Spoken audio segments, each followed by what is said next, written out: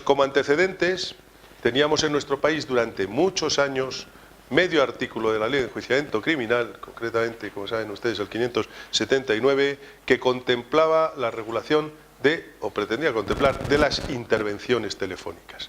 Era, si recuerdan ustedes, además un artículo muy peculiar. Fue una reforma que se produjo como consecuencia de la primera ley antiterrorista de 1980.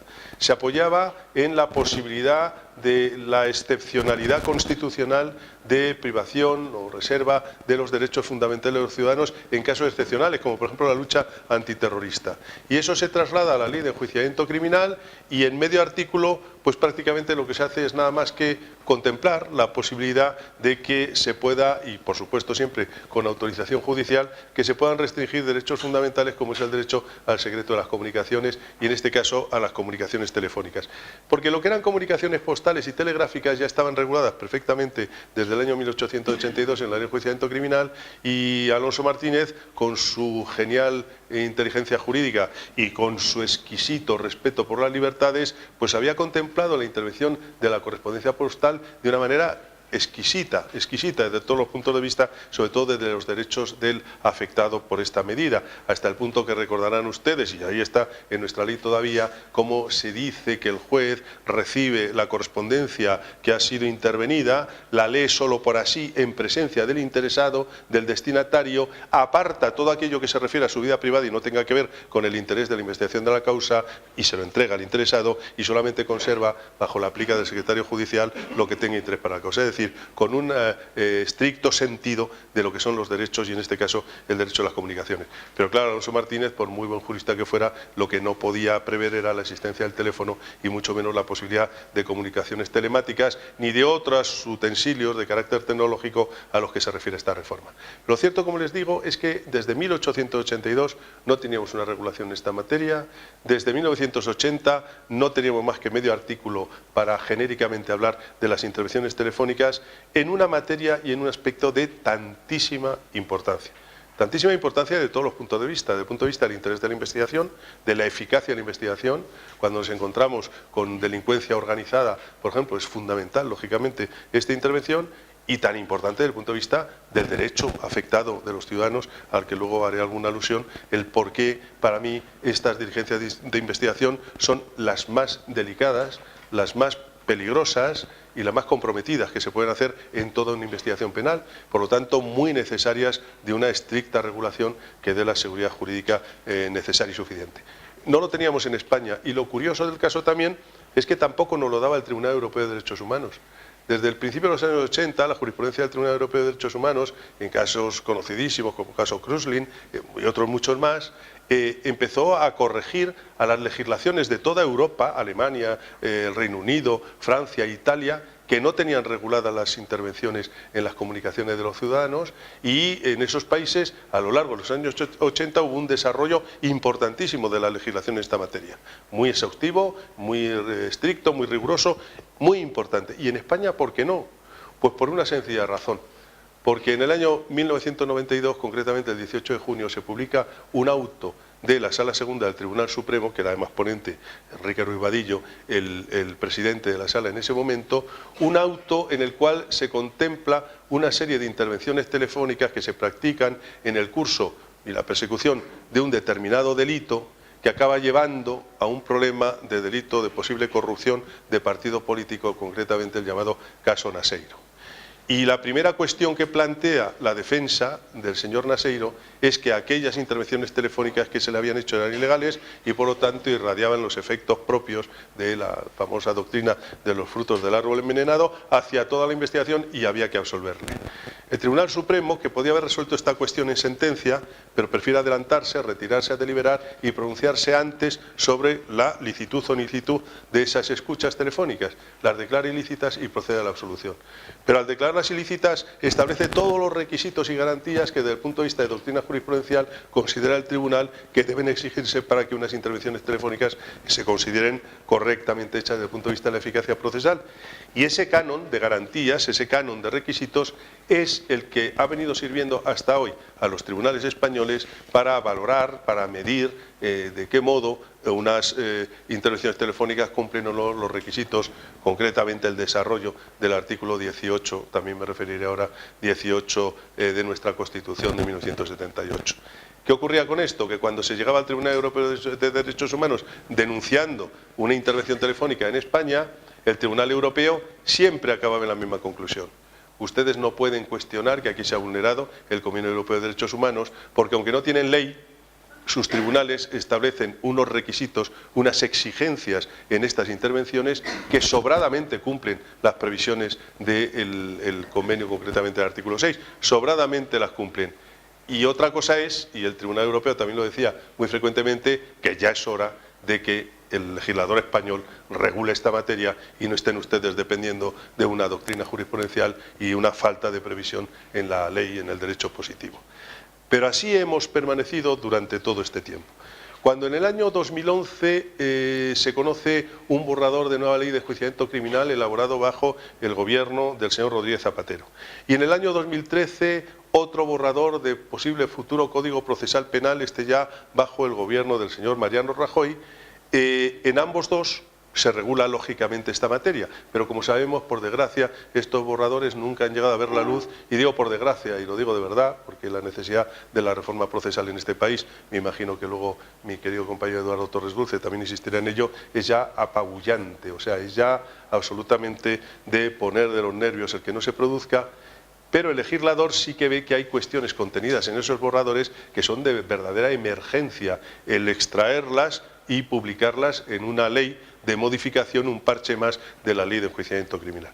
Y así es como nos encontramos que el contenido en esta materia de la prueba tecnológica o la prueba que supone injerencias en derechos fundamentales relacionados con el artículo 18 de la Constitución se contemple, se haga una succión de aquel borrador y se publique como reforma a la ley de enjuiciamiento criminal.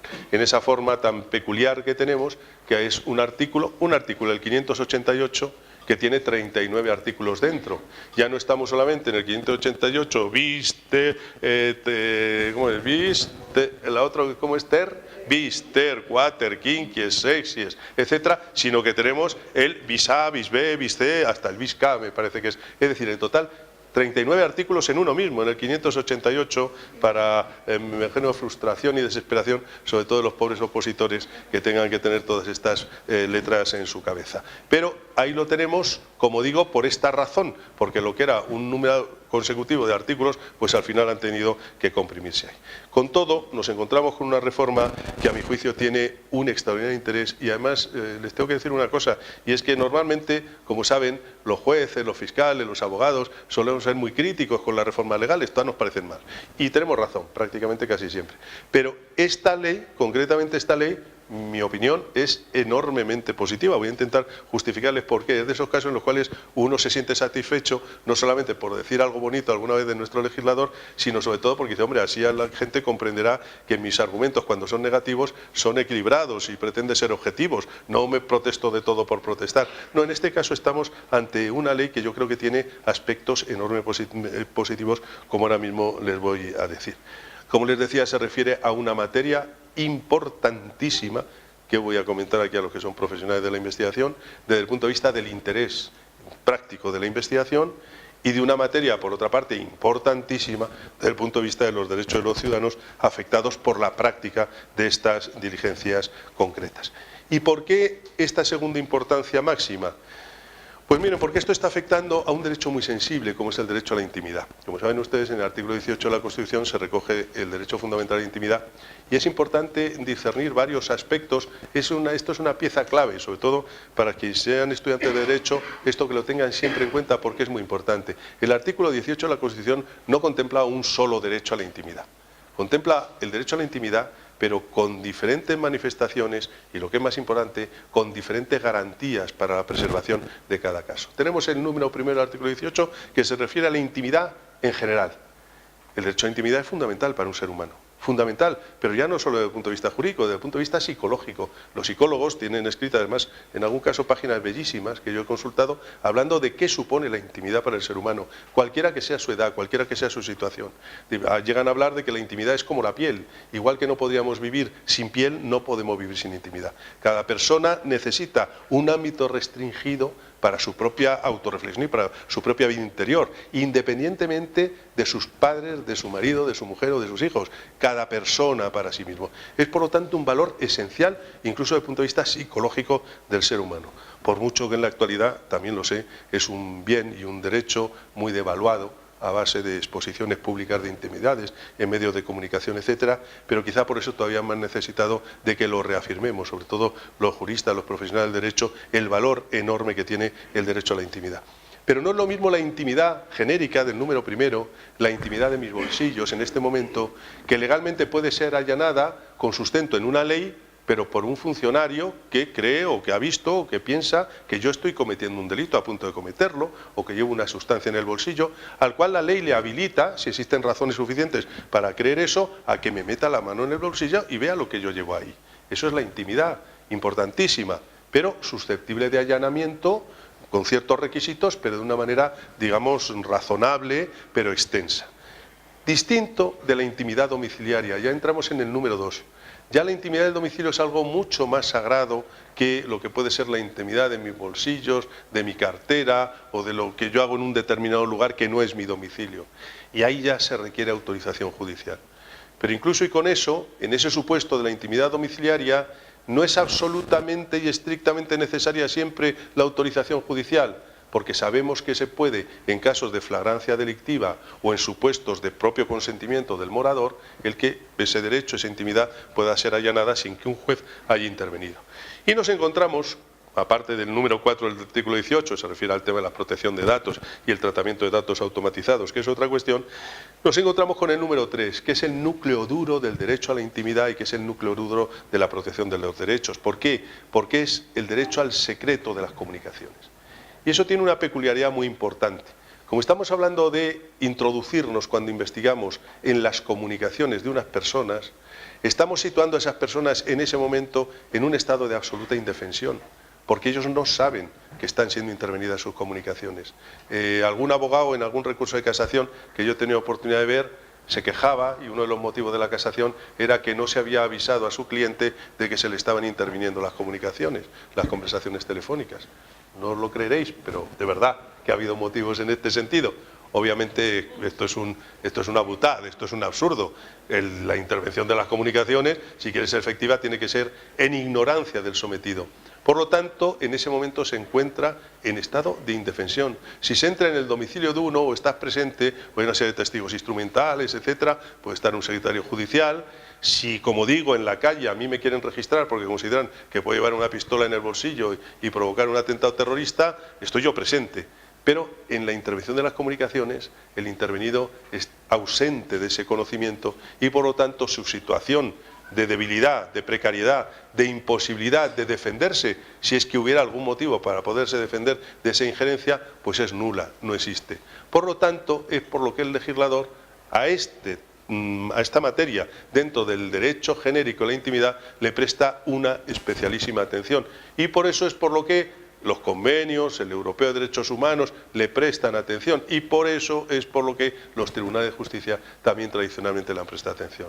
Y ha habido causas y procedimientos que han llevado horas y horas, días y meses de trabajo a jueces, a funcionarios policiales, a fiscales, y que al final ha llegado al Tribunal Supremo y el Tribunal Supremo, por una cuestión que llamaríamos formal, pero de mucha enjundia jurídica, ha anulado todo, ha absuelto a personas que desde el punto de vista de la conciencia particular de cada uno, sabes que eran delincuentes y importantes delincuentes, porque por no haberse respetado precisamente este derecho, porque la garantía tiene que ser mantenida, tiene que ser respetada, porque si no, pues se justificarían situaciones que nos podrían llevar y conducir a estados y a situaciones todavía mucho más complicadas en el futuro.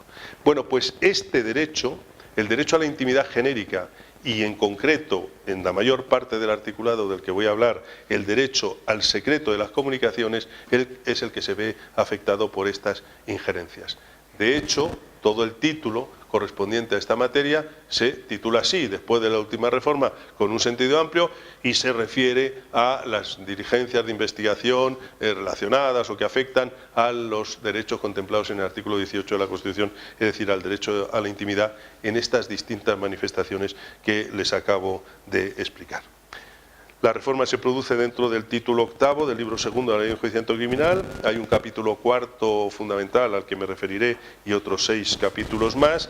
Y, como decía antes, son 39 artículos dentro del artículo 588 de la Ley de Enjuiciamiento Criminal hoy vigente. El juicio mío respecto a esta reforma, como decía anteriormente, es positivo. Claramente positivo. Yo diría que incluso excepcionalmente positivo, por esto de que, ya digo, generalmente criticamos la tarea del legislador, siempre le encontramos pegas. Porque es, a mi juicio, merece una valoración positiva. En primer lugar, porque estamos ante una regulación de una materia muy importante, como digo, que tiene una gran amplitud. Si ven ustedes, y ahora lo veremos un poco repasando los capítulos, se contemplan, hemos pasado de la precariedad de medio artículo referido solo a las intervenciones telefónicas a contemplar ahora todo, no solo las intervenciones telefónicas, el resto de intervenciones telemáticas o de las comunicaciones telemáticas, de los equipos de almacenamiento de datos, de los ordenadores, e incluso de la posibilidad de la monitorización externa de ordenadores, la posibilidad de colocar balizas de localización en vehículos, en personas, la posibilidad de grabación o de grabación tanto de conversaciones orales en espacios públicos, en espacios privados, grabaciones de imágenes, es decir, es en primer lugar una reforma amplísima. Yo puedo decir a propósito de esto que hace cosa de 4 meses vino a visitarme el ministro, vino a España de visita y me visitó a mí también, el ministro de Justicia de Túnez, y estaban muy interesados por esta materia porque les habían llegado noticias y luego me mandó una carta agradeciéndome muchísimo que le dimos el texto legal español, porque yo creo que sin duda, hoy en el mundo, sin duda, estamos ante el texto más amplio, completo, más exhaustivo que hay regulando esta materia. Es decir, como decía anteriormente, hemos pasado de no tener regulado prácticamente nada a tener una regulación exhaustiva, completísima. Segundo aspecto que a mí me parece muy interesante, esto ya me remito a opiniones que he oído de expertos, y aquí hay expertos y que me corrijan si no estoy en lo cierto. Me dicen que en general, y para lo que es de uso en estos temas en nuestra legislación, el nivel técnico, el nivel que demuestra de conocimiento de las materias de las que está hablando, es bastante serio y bastante elevado. Es otra cosa positiva que, insisto, yo recojo de opiniones de los que saben de esto, que yo no sé, de los aspectos técnicos y tecnológicos, pero parece ser que el nivel técnico es muy alto, ¿verdad? Por otro lado, es una legislación también de una gran actualidad, está muy puesta al día. Poquito antes de que se publicase en octubre del año 2015 esta reforma, se había producido una importante sentencia del Tribunal Federal de Estados Unidos referido que había causado un gran revuelo porque había declarado la nulidad de estas balizas de localización que habían puesto en un vehículo para seguimiento de unas personas, la policía ahí en Estados Unidos, y el Tribunal Federal había declarado la invalidez de ese tipo de pruebas en esas condiciones, y poquísimo tiempo después aparece nuestra legislación muy actualizada. El tema de la monitorización de ordenadores a distancia es algo que ahora ya está más extendido, pero que en octubre del 2015 se estaba empezando a hacer. Yo conozco a algún juez central de instrucción que ya lo estaba haciendo. Yo también le dije en alguna ocasión, ten cuidado porque no hay amparo legal para esto. Bueno, él tenía una serie de teorías al respecto y él pues seguía haciéndolo, pero no tenía cobertura legal. Pero estaba empezando a hacerlo, estaba en ciernes. Como digo, ahora seguro que será mucho más, porque además es un instrumento muy útil de investigación en algunos temas como el terrorismo, importantísimo, pero claro, al amparo de la legislación del 2015, porque anteriormente no era tan habitual, ni mucho menos, este tipo de diligencias.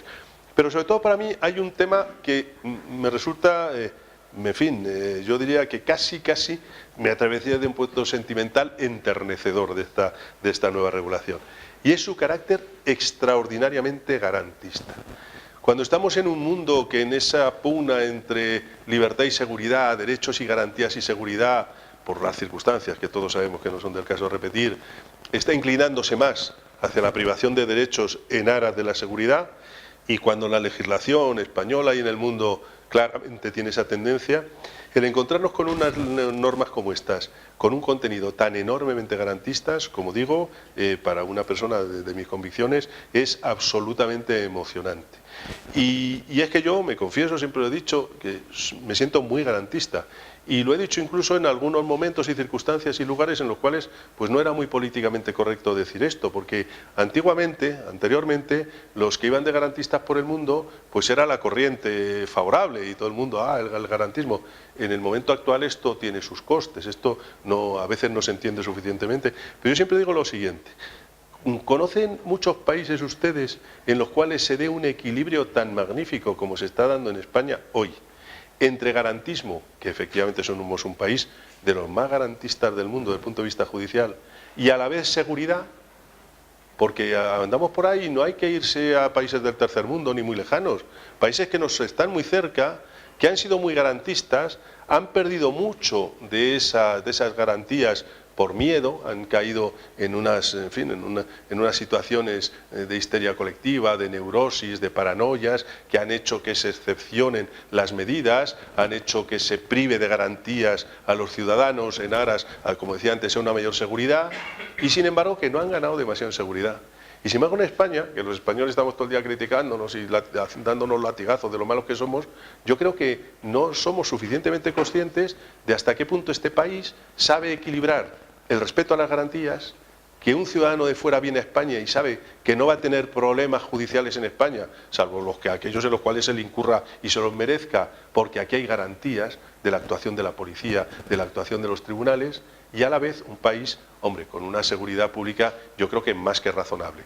Nunca es perfecta, pero más que razonable. Bueno, pues yo por eso me siento sinceramente muy orgulloso de mi país, y me siento muy orgulloso de que este país sepa combinar garantismo con seguridad. Igual que me siento muy orgulloso, y es un tema parecido, de que sea el país del mundo que mejor dé respuesta a un fenómeno como el fenómeno terrorista, que hemos soportado 40 y tantos años o 40 años, y que al final prácticamente, en lo que es el terrorismo de ETA, por supuesto, ha sido derrotado, y derrotado solamente en el Estado de Derecho y con el imperio de la ley. Como digo, sin medidas excepcionales, sin salidas de tono, pero al final ha sido derrotado. Bueno, pues entonces esta ley a mí me gusta. ¿Por qué? Porque yo estoy seguro que va a contribuir incluso a una mayor eficacia de las investigaciones y mayor eficacia de la actuación policial y judicial, pero desde unos criterios, como digo, de extremo garantismo. Había cuestiones y polémicas en la Sala Segunda del Tribunal Supremo en las cuales yo he participado, entre defensores más estrictos y menos estrictos de la interpretación de muchos temas. Por ejemplo, ¿qué hay que hacer? ¿Qué régimen merecen los famosos datos de tráfico, datos asociados?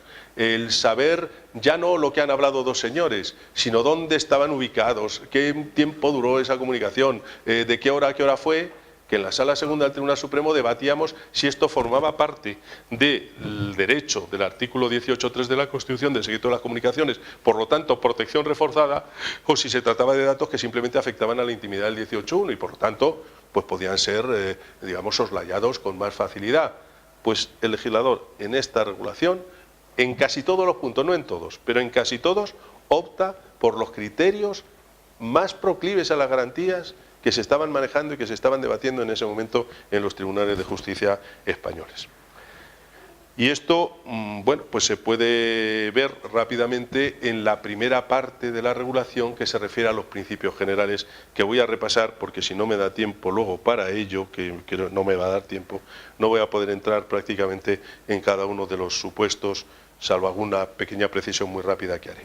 Lo importante para situarnos es lo que está en este primer capítulo, que es el que se refiere a los principios generales. Principios generales que hacen referencia a toda una amplísima materia, porque fíjense que estamos hablando, como dice el encabezamiento del capítulo cuarto, de interceptación de comunicaciones telefónicas y telemáticas, captación y grabación de comunicaciones orales mediante la utilización de dispositivos electrónicos, utilización de dispositivos técnicos de seguimiento, localización y captación de la imagen, registro de dispositivos de almacenamiento masivo de información, ordenadores, y registro remoto sobre equipos informáticos. De todas estas materias son las que regulan estos artículos de la Ley de Enjuiciamiento Criminal, y bajo unos principios generales. En primer lugar, la necesidad de autorización judicial. En casi todos los casos, en alguno no.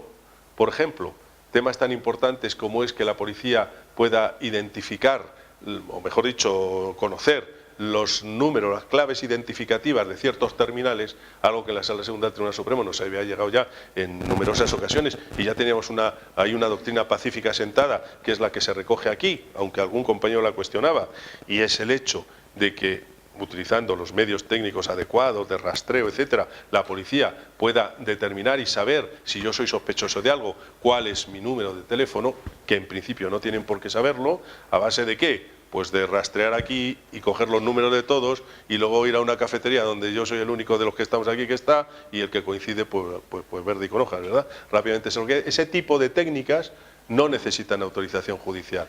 O cuando la policía, la ciberpolicía, está manejándose en el mundo de cibernético la identificación o conocimiento o localización de una IP concreta, no lo que hay detrás de la IP, que eso sí será luego objeto de autorización judicial, pero la IP, como elemento de identificación del terminal, pues igual que en el teléfono, el email o el IMSI, todo eso no necesita autorización judicial. Pero en general, casi toda la regulación de estas materias, lo primero que parte es de una autorización judicial, que debe regirse por 5 principios esenciales, que ya habían sido objeto de desarrollo por la jurisprudencia. Esto ya se había dicho en centenares de sentencias y ya se había dicho en aquel auto del caso Naseiro de 18 de junio del año 92, pero que aquí ya el legislador recoge como norma positiva en nuestra legislación. Principio, primero, especialidad. Lo que tantas veces se dijo, no vale hacer investigaciones prospectivas, no vale ver genéricamente o examinar o investigar o conocer genéricamente a ver si pescamos algo, injerencias en las comunicaciones de las personas. No, tiene que ser en relación con un delito concreto que se está investigando y con las sospechas que se suscitan respecto del uso de esas comunicaciones, pero se parte antes de la existencia de los datos o de los indicios o de las sospechas fundadas de la comisión de un delito y no simplemente ir a conocer. En fin, los que sois más jóvenes quizá no conozcáis o no recordéis, pero en este país ha habido condenas, y concretamente al Centro Nacional de Inteligencia, entonces con otro nombre, precisamente por este tipo de actividades que están fuera de la ley, porque eso efectivamente es una situación sin garantías en la cual cualquier ciudadano, por honesto que sea, pues puede ser investigado, examinado y conocido sus comunicaciones sin fundamento. Por lo tanto, principio de especialidad. Cada una de las prácticas de estas diligencias tan lesivas, de estas injerencias de derechos fundamentales, tienen que estar vinculados con la comisión de un delito que se está investigando. También principio de idoneidad, que realmente esta medida sirva para algo dentro de la investigación del delito. El principio de necesidad. Este es un principio muy interesante porque la jurisprudencia del Tribunal Supremo de los otros ha dicho mucho y del principio de necesidad generalmente se ha dicho muy poco. La necesidad no es más que esto, lo que expresa la palabra, el que para descubrir ese delito sea necesario acudir a una intromisión tan fuerte en el derecho fundamental. Me explico. Si tenemos sospecha de que se está traficando con drogas en un bar, hay dos opciones. La tradicional, poner una vigilancia delante del bar, ver los que salen del bar, hacerles una intervención, levantar un acta de la droga que llevaban, etcétera, etcétera, y preguntarles luego si se lo habían vendido dentro, esta práctica. Otra solución, intervenir las comunicaciones, las llamadas telefónicas del dueño del bar con su camarero y con otras posibles personas terceras y ajenas. Es necesario acudir a la intervención de los teléfonos con lo grave, como digo, que es esto, con la situación de indefensión en la que en ese momento se sitúa el investigado, cuando se podría hacerse de la otra manera.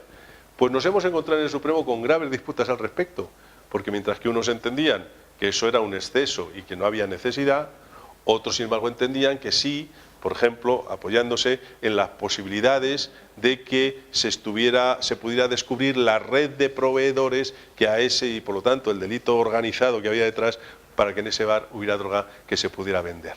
Bueno, pues esto era una polémica importante, interesante, ahora parece que ya se consagra con seriedad, digamos, este principio de necesidad, que es una de las cosas que tiene que justificarse en la solicitud y que justificar el juez el por qué entiende que efectivamente hay que llegar a ese extremo porque ese extremo es necesario en la investigación. No solamente porque sea más fácil, más cómodo, sino porque realmente es necesario. La excepcionalidad, efectivamente, y vinculado con el anterior, el que solo en las situaciones excepcionales que sea necesario esto hay que practicarlo. Y luego el gran principio que siempre se discutió, la proporcionalidad. No puede admitirse una injerencia, vuelvo a decir, tan grave en un derecho fundamental tan sensible si, por ejemplo, lo que queremos es descubrir un delito de hurto. Pero probablemente sí que lo sea si lo que intentamos es descubrir a una red de varias decenas, docenas o cientos de personas que se dedican a practicar delitos de hurto en la Gran Vía de Madrid? Por ejemplo, a lo mejor ahí sí que está justificado. Aunque el delito sea un mero hurto, a lo mejor está justificado porque la propia organización en que se comete hace que este sea el medio más adecuado para hacerlo. Entonces hay que buscar criterios de proporcionalidad. Esto no estaba fijado en la jurisprudencia del Supremo. Se hablaba en general de proporcionalidad. Nunca dio problemas, la verdad, porque yo al menos nunca vi ninguno, porque las fuerzas y cuerpos de seguridad del Estado siempre iban a los grandes delitos, no digo solo el terrorismo, sino el tráfico de drogas, más o menos organizado, entonces no había problemas. Parecía que lo vinculaba el Tribunal Supremo estrictamente con la gravedad del delito, relacionada con la gravedad de la pena a imponer, y entonces era el criterio más o menos que se entendía, pero no estaba nunca bien concretado. Aquí había varias opciones, el legislador podía optar por varios caminos. En primer lugar, dejarlo así indeterminado. En segundo lugar, hacerlo depender solo de la gravedad de la pena, como existe en unos cuantos países. Hacerlo depender de la gravedad de la pena y además añadir otro tipo de delitos, como decía esto de las bandas que se dedican al hurto, que no es solo la gravedad de la infracción, sino la forma comisiva, generalmente mediante organización, que lleva a que sea muy importante este medio de investigación, o incluso ir como otros países, un catálogo cerrado de delitos en los cuales se permite la intervención en las comunicaciones, como ocurre en nuestro derecho también procesal penal en algún otro supuesto, como el agente encubierto, etcétera, un catálogo cerrado de delitos. Nuestro legislador del 2015 opta por una solución que a mí me parece bastante razonable, y es mezclar varios elementos, o gravedad del delito, o como decía, medio de comisión, es decir, relacionado con delito cometido por banda organizada. Y en algún supuesto concreto de la legislación y la regulación luego especifica la posibilidad de que lo que se contemple sea un catálogo cerrado de delitos, como luego, si me da tiempo, veremos que en algún supuesto se da. Es cierto que ha sido objeto de crítica que la gravedad del delito se ha medido en términos muy bajitos. Me consta, porque a mí me lo dijeron los autores de ese borrador de Código Procesal, que luego acabó convirtiéndose en pequeña modificación de la Ley de Enjuiciamiento Criminal, que lo que a ellos habían pensado en un principio es que se exigiera, en orden a la proporcionalidad con respecto a la gravedad, que fueran delitos que como pena mínima tuvieran una pena de 3 años de prisión. ¿Qué ocurre? Que a partir de ahí sacaron el catálogo de delitos y vieron que muchos de ellos, algunos además precisamente relacionados con algo tan sensible como la corrupción, quedaban fuera de aquí. No tenían pena de prisión que llegase a los 3 años. Y entonces pasaron, o mejor dicho, que el mínimo fuera 3 años, y entonces pasaron al otro criterio que parece quizá un poco demasiado bajo, y es que el delito llegue al menos a una pena máxima de 3 años. Con lo cual un delito que esté castigado con pena de 6 meses a 3 años de prisión ya cumple este requisito. Hombre, son delitos realmente no muy graves, porque un delito que al final va a acabar siendo condenado en 9 meses, 1 año o poco más, si no hay circunstancias modificativas, pues la verdad es que permite, en principio, la legislación que ahí también se practique una intervención de comunicaciones. En estos términos se describe el principio de proporcionalidad, pero ya es importante, ya es algo. Antes no teníamos nada, ahora tenemos por lo menos, como digo, esto regulado y contemplado. Hay una serie de requisitos específicamente contemplados respecto de la solicitud de la práctica de estas diligencias y de requisitos también del auto, la resolución judicial que la autoriza. Esto también la jurisprudencia había hecho mucho desarrollo. Sobre todo habíamos hecho hincapié en una cosa que era muy importante, que había sido casi siempre el motivo de nulidad de intervenciones telefónicas, y era la siguiente. En muchos casos los jueces de instrucción no motivaban, luego se fueron corrigiendo, pero todavía quedaban casos hasta el año 2015, no motivaban, no digo suficientemente, nada su autorización de una intervención telefónica. Eran autor de formulario. Al principio en muchísimos, luego ya en menos y al final en algunos. No motivaban nada. Eso dio lugar a una doctrina del Tribunal Supremo, luego confirmada por el Tribunal Constitucional, que se denomina o que se conoce como la motivación por remisión. ¿En qué consistía en eso? Pues que si veíamos que la solicitud de la policía estaba bien fundada, aunque luego el juez no dijera prácticamente nada, como se partía de la idea de que para autorizar el juez había leído lo que la policía le había presentado, se tenía en cuenta o se presumía que eso había que incorporarlo a la decisión del juez, y la motivación de la policía se remitía y completaba o complementaba la del juez. Como veis, bastante discutible el tema, Pero bueno, eso hizo posible salvar cantidad de procedimientos que si no hubiera habido que anular. El Tribunal Constitucional lo consagró y ahí estábamos, aunque con muchas críticas de algún compañero mío de sala que recuerdo perfectamente que esto jamás lo aceptó y de hecho hizo muchos votos particulares en contra de esto. Esto nos permitía que si la policía motivaba bien o razonaba bien o el juez motivaba bien, pues por un lado o por otro se podía salvar el tema.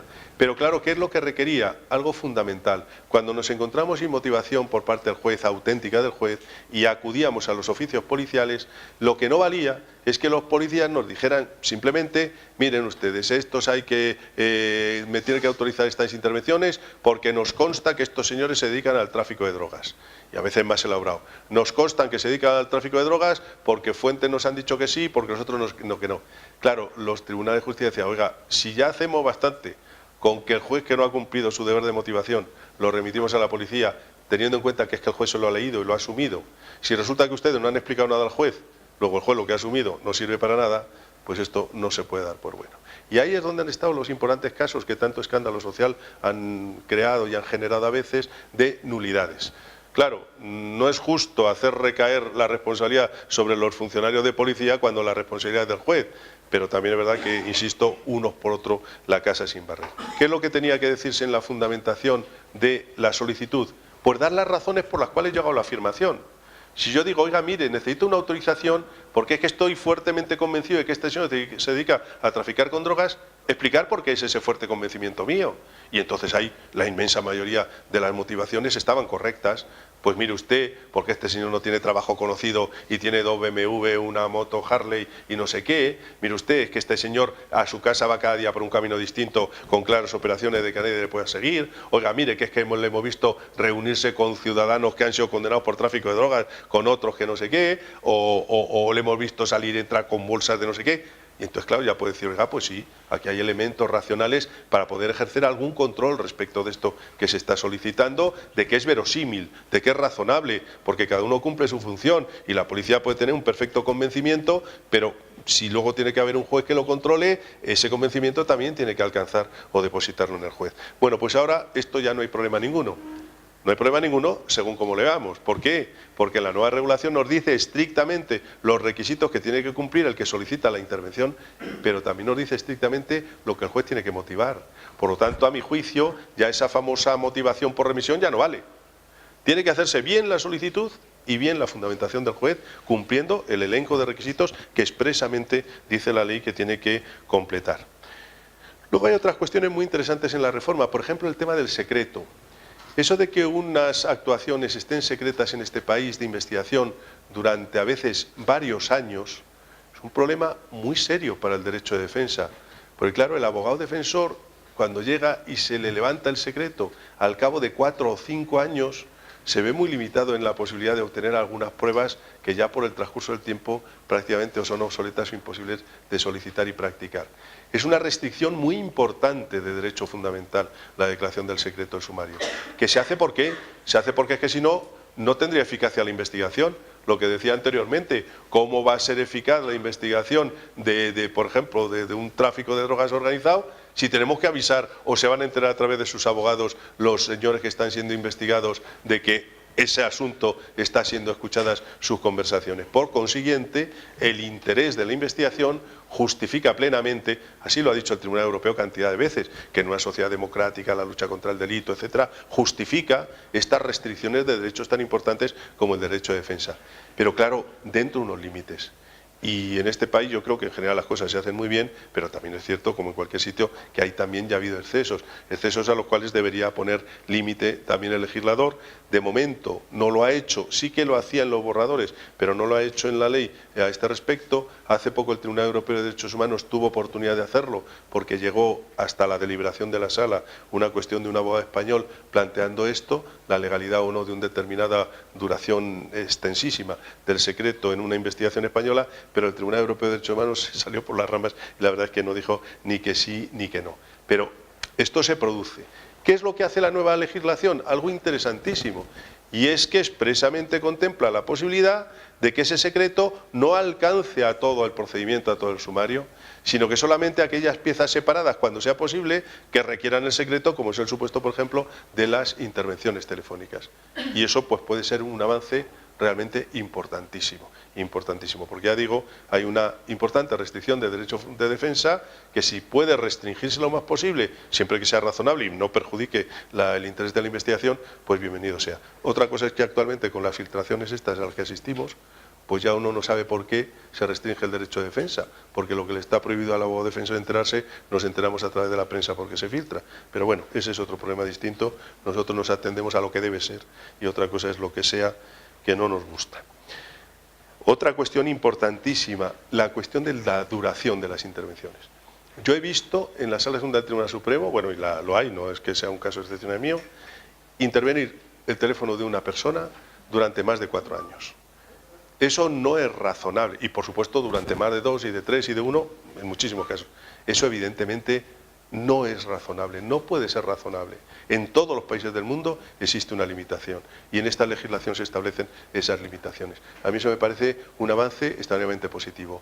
Lo que no se haya podido descubrir de los delitos que está cometiendo un ciudadano durante año y medio, oyéndole a las conversaciones, vamos, incluso hasta para la propia eficacia del sistema de impedir que se sigan cometiendo delitos. Si se han cometido en año y medio. Y si no, si seguimos escuchando, pues sí, probablemente se sigan cometiendo. Pero eso no es, ¿verdad? Entonces, esta limitación que se establece, que en general es de 3 meses, prorrogable a discreción del juez, hasta 18 meses como máximo, maximarum, año y medio. Incluso en un supuesto muy sensible, el que hablaba antes de la monitorización, es decir, del seguimiento y observación externo, de estar espiando lo que uno hace con su ordenador en su casa, que no es comunicación, o que, bueno, es comunicación, pero es más bien controlar el manejo del ordenador, eso, como es todavía más invasivo incluso, porque ahí no estás hablando solo de comunicaciones con terceros, sino de todo lo que un señor hace, hasta su declaración de la renta que la está haciendo allí, eso el legislador lo limita a 1 mes, prorrogable hasta un máximo de 3 meses. No se puede tener más de 3 meses esclavizado un ordenador a distancia según la nueva regulación. Las prórrogas, evidentemente, pues como antes, se pueden prorrogar por el juez con los fundamentos que la ley contempla. El control judicial, yo creo que ya estoy, este era el momento en que acabase. Bueno, voy a acabar esto en 3 minutos, de verdad. El control judicial, también importante, siempre se dijo que no solamente el juez tenía que autorizar, sino también controlar. Bueno, pues aquí hay disposiciones específicas determinando y regulando cómo debe ser ese control judicial, lógico, obvio, como se ha venido haciendo siempre, dando cuenta al juez periódicamente, de acuerdo con los tiempos que el propio juez ha marcado con su autorización, de los resultados de la investigación, etcétera, etcétera, pasándole, si se trata de grabaciones, las grabaciones, toda esta cuestión. La afectación a terceros. Claro, en las intervenciones, sobre todo de comunicaciones, se está afectando no solo el derecho al investigado. Esto es un tema muy importante también a la hora de ver lo trascendente que son estas injerencias. Te estás enterando de la vida del investigado, no solo en lo que respecta al delito, sino de toda su vida, todos los aspectos de su vida. Pero es que además te estás enterando de todos los aspectos de la vida de los demás que comunican con él, que no son autores de delito ni nada que se le parezca. Por eso este también es un tema, un fenómeno muy sensible. Bueno, pues la ley también hace referencia a esta afectación de terceros en el sentido, poco menos que venir a decir, pues que se pueden afectar derechos de terceros porque es inevitable. Lo que no puedes es, a priori, sin saber el contenido, pues excluir lo que se comunica con unos y con otros. Y otro tema muy interesante también, y con esto creo prácticamente que voy a acabar porque quedaría mucho para hablar de cada aspecto específico, concreto de cada una de esas diligencias que enumeré antes, pero otra cosa muy importante también que es producto de una recientísima jurisprudencia del Tribunal Supremo, y es la regulación de la utilización de los resultados de cualquiera de estas diligencias de injerencia en derechos fundamentales mediante procedimientos tecnológicos en otro procedimiento distinto. Y lo que se llama también, que está relacionado, aunque no es lo mismo, los hallazgos casuales. ¿A qué nos estamos refiriendo? Pues que cuando se está investigando un delito, y por ejemplo de tráfico de drogas, y se descubre una red organizada, etcétera, y en otro procedimiento se ve que algunas de las cosas del material probatorio del primero podrían ser también utilizadas en el segundo. Esto en unos primeros tiempos, y dio lugar también a algún conflicto importante y a alguna sentencia absolutoria, no se trajo al segundo procedimiento toda la fuente inicial de información del primero, es decir, el auto que autorizaba el juez, de manera que nos quedábamos cortados sin conocer si había sido correctamente hecha las primeras intervenciones, de las cuales salieron informaciones que dieron lugar a otras en otro procedimiento distinto. Entonces ahí la jurisprudencia del Supremo empezó diciendo, oiga, cuando esto sea así, cuando usted va a utilizar material en un procedimiento cuyo origen responde a intervenciones de comunicaciones en principio autorizadas en otro, tienen ustedes que traer testimonio de aquellos autos, copias de aquellos autos autorizantes, para que puedan ser examinada también la legalidad de estas pruebas que tuvieron, como digo, su origen inicial en aquellas. Bueno, pues eso también lo regula ya el legislador. Y lo que es el hallazgo casual, que es uno de los temas más antiguos, porque esto ya se trataba en las entradas y registros, antes incluso de toda la problemática surgida con las comunicaciones. Y es, yo entro en un domicilio investigando un delito, o intervengo en unas comunicaciones investigando un delito, y mira por dónde me entero de que hay otro delito también cometido. Yo estoy investigando un tráfico de drogas y de repente sale a relucir ahí que me están hablando de unas personas que tienen secuestradas no sé dónde, un delito de detención ilegal independiente, el llamado hallazgo casual. El legislador también lo regula expresamente, vivíamos de la doctrina jurisprudencial como en tantos casos, y se identifica con la doctrina jurisprudencial. Algo sencillo, cuando ustedes tienen este hallazgo casual, pónganlo inmediatamente en conocimiento del juez, para que abra unas nuevas diligencias y todo se encauce bajo una nueva autorización de ese juez, con el principio de especialidad referido al secuestro, independientemente del curso que sigan las actuaciones iniciales referidas al tráfico de droga. Les aseguro, como conocerán ustedes esta materia, y quien no la conociera, pues se la puede leer perfectamente, que hay luego cantidad de cuestiones pues muy interesantes en cada caso, desde los supuestos de urgencia en que se autoriza en algunas diligencias al Ministro del Interior, al Secretario de Estado, y en algún caso a la propia policía, sin mayor autoridad sobre ellos, para practicar algunas de estas diligencias con obligación de comunicación al juez en un plazo máximo de 24 horas, en fin, lo que todo el problema y todas las cuestiones referidas a la grabación de imágenes, a la grabación de conversaciones orales, como les decía, las peculiaridades de estas balizas o de estos elementos que se pueden poner para localizar personas o movimientos de vehículos y personas, pues todo eso es una materia que yo encantado de venir el año que viene, volvernos a ver aquí y seguimos con este mismo tema. Muchas gracias.